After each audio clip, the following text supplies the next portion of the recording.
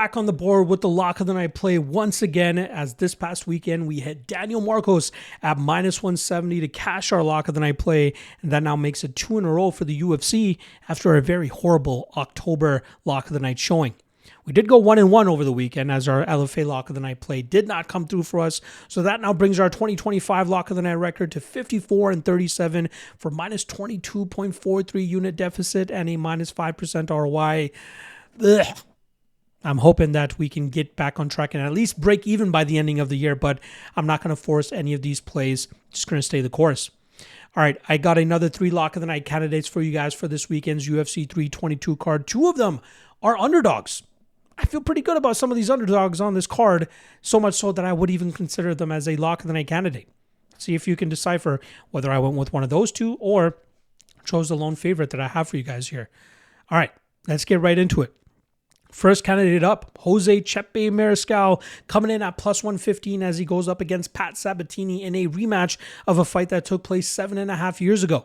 That night, Mariscal scraped out a split decision victory in a very close fight, but I think Mariscal has improved more than Sabatini since that time, and I think he'll put on a very dominant performance here against Sabatini. Sabatini will likely land some takedowns and get some control time, but I expect Mariscal to scramble out of those positions, stay out of any submissions, and really put it on Sabatini with his pace, pressure, and improved striking style. Look for Mariscal to break down Sabatini and eventually find a late finish, but more importantly, probably cash for us as a potential lock of the night play. Second, we got Gregory Rodriguez coming in at -160 as he goes up against Roman Kopylov. I think Rodriguez will be able to do what Paulo Costa was able to do against Kopylov, and a lot of that has to do with the power striking, forward movement, and dictating the pace of the fight. Kopylov might be able to land some counters in return, but I think Rodriguez should be able to walk through most of those while landing bigger power of his own and really just shutting down Kopylov's game, exactly what Costa was able to do.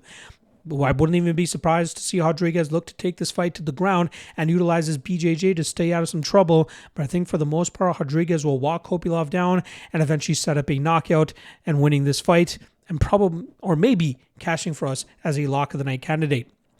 The third and final lock of the night candidate is going to be Beneil Dariush as he comes in at +160 going up against Benoit Saint-Denis. Now, a lot of people are mad at Saint-Denis for spoiling their parlay as he submitted Mauricio Huffy back in September, but I don't think he's going to have that type of success here against Dariush. I think Dariush is better in all aspects of this game and does a great job in terms of scrambling and staying out of bad spots, and that's going to cause Benoit Saint-Denis to slow down and lead to a late Dariush finish. Dariush is criminally underrated, which is why he was even an underdog to Renato Moicano just a few months ago.